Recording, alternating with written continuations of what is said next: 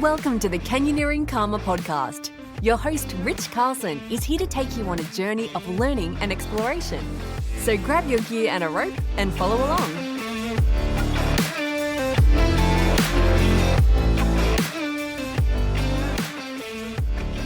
Hi, thank you for tuning in. Do you have a passion for adventure? More specifically, a passion for canyoneering? If so, you may have stumbled upon the perfect podcast for you. This is the introductory episode of the Canyoneering Karma podcast. So here I am, introducing myself and the podcast. My name is Rich Carlson. I started canyoneering in 1977. At the time, there was no training available specifically for canyoneering, so I just kind of stumbled through the learning curve.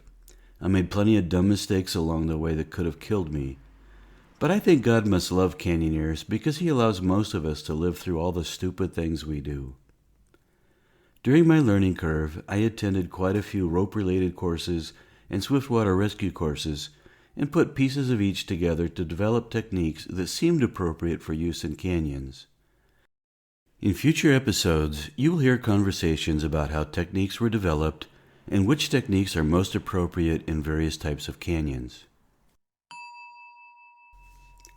Back then, there was no such thing as canyoneering gear.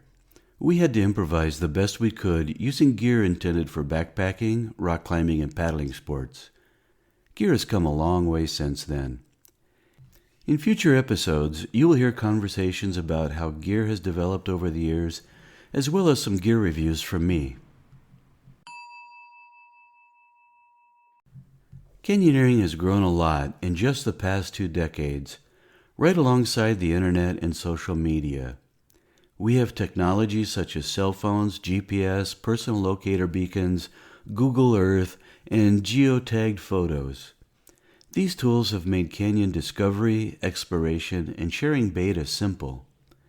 Some people perceive that technology has also made the sport safer. I am not so sure.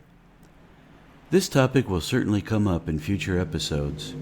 You will also hear conversations and stories about how technology, the internet, and social media have impacted our sport, for the better and for the worse. Have you noticed how old guys talk a lot about the good old days?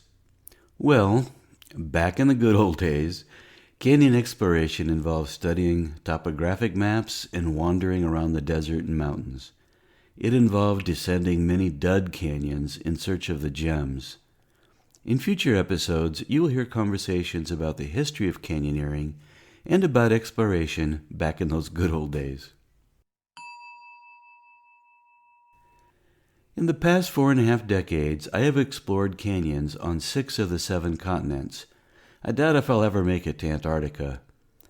I learned a lot from other canyoneers wherever I traveled, and have been blessed with opportunities to train many canyoneers, professional guides, and rescue teams around the world. In future episodes, you will hear conversations about how canyons differ geographically based on variables such as rock type and hydrology. And you will hear conversations about how groups in each country have developed their own techniques and styles. I started the first canyoneering guide service in the United States in 1990. It was accredited by the American Mountain Guides Association, but not for canyoneering. I was also a climbing guide at the time. Later in the 90s, I went to Europe to train and became certified there as a canyoning guide. Since then, many different professional organizations have come and gone. In future episodes, you will hear conversations about the professional side of canyoneering, how it has evolved, and what is required to become trained and certified as a canyon guide. In 1998, I acquired the domain canyoneering.net and posted a simple website asking if there should be an association, and if so, what should it do. I heard many differing opinions from those who responded. Somebody smarter than me probably could have anticipated how difficult it was going to be to start an association that could please everyone.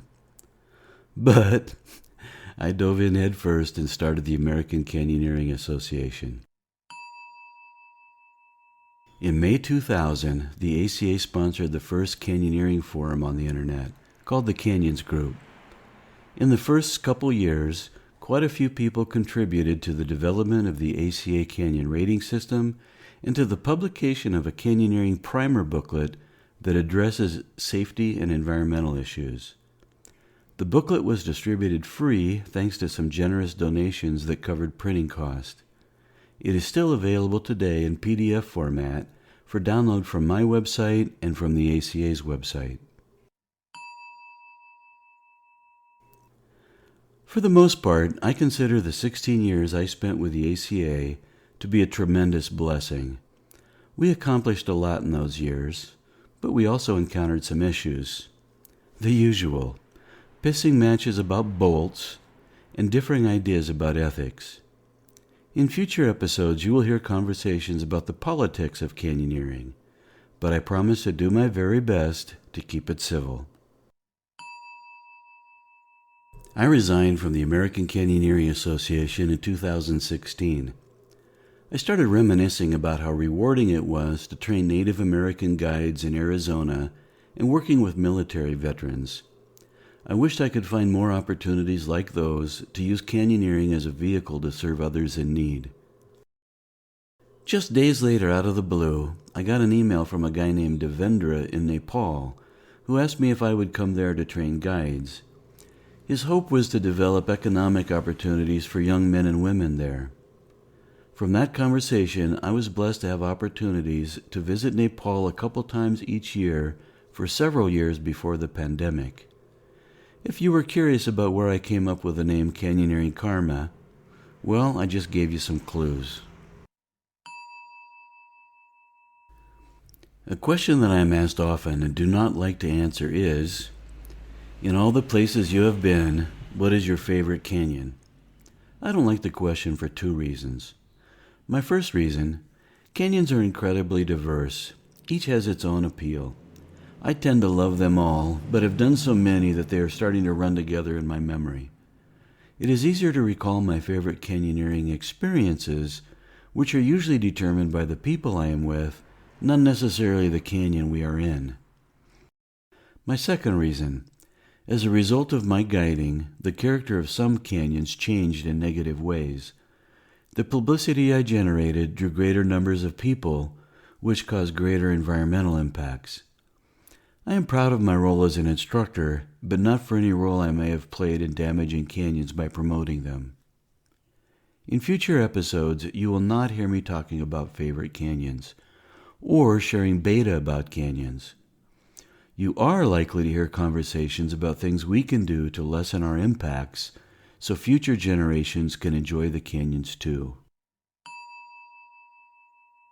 Now, regarding the format I have in mind for future episodes of the podcast, I intend to mix it up a bit. Some episodes will be monologues like this one. Some episodes will include a dialogue with a guest, with both of us sharing our experiences, expertise, and opinions. And some episodes will be recorded from online workshops with a question and answer session at the end. If you would like to be part of any of these online workshops, please visit my website at canyonsandcrags.com. Look for upcoming events to find topics that interest you. And if you have an idea for an upcoming episode, I would love to hear from you. Ideally through the contact page of my website, canyonsandcrags.com/contact. By the way, I am aware of the traffic noise in the background. I apologize if it's distracting. I live in Santiago, Mexico, south of Monterrey, and the street in front of my house is quite busy. I did edit out the guys driving by in their side-by-side ATVs with the stereos blasting and my neighbor revving up his motorcycle. I have a lot to learn about recording and editing audio, and I promise to do my best to keep learning and improving so you always enjoy listening. Well, that's all I have for you in this introductory episode. I hope I have piqued your interest enough for you to tune in again for future episodes. Until then, be sure to check out my Canyons and Crags YouTube channel, as well as my blog and the learning resources available on my website.